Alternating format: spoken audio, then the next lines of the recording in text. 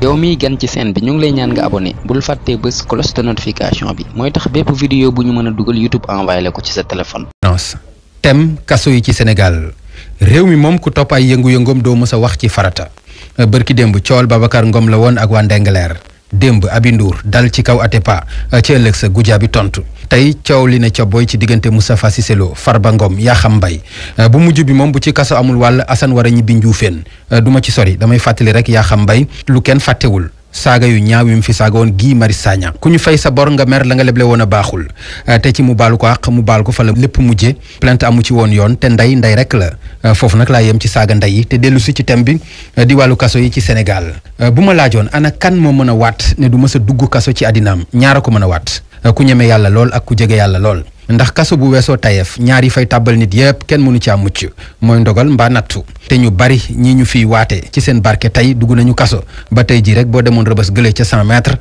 di nga fa gis seen i doom mbaa seen i sët ñu bari fa lool te loolu mooy wane ni jombul kenn moom jeel ni ko jeel maa nii di waxee ba moo waral nag ñu war leen a bàyyi xel saa su ne rawatina ci jamono ji ñu nekk muy jamono coronavirus mu lëmbee àddina bi ndeem ñi amee seen liberté mën a dem mën a dikk ñoo muccul ci wopp si waxuma laak ña ñu dëj benn bërëb te buñ ca boolee nag tere leen seeni visite gisuñu kenn ku leen mën a dëfal lekk gu baax dugg fa naan gu baax dugg fa bu yàggee fii laa ko waxee ñaanuma ko yàlla te it nag xelaluma leen ko ñoom prisonniers yi waaye ci fipp la ñu jëm te bu boobaa la fa yàgg xew rek moom moo fay dellu xew pëcc xoo am fa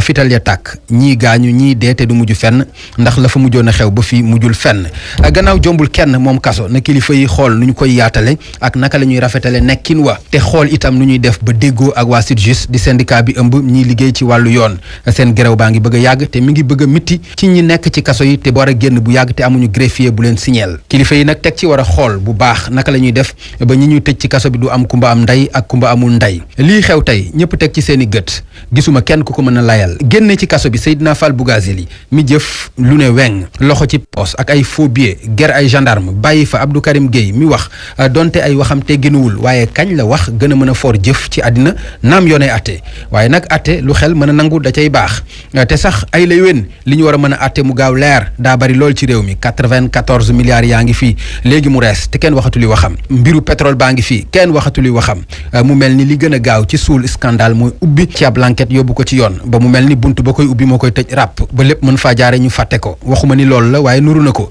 bu ñu dellu see ci kaso yi assemblée nationale wote nañu ne ànd nañu ci ñu indi fi ay xeeti lam yooyu ñuy takkal prisonniers yi ba kaso yi mën a féex naam lu baax la waaye rikk nag buñ ca yeggee bu mu am xàjj ak seen bu ñu ko beral borom barke yi bàyyi baadoolo yi na ci ñëpp yem wasalaam ba beneen conférence. incha allah.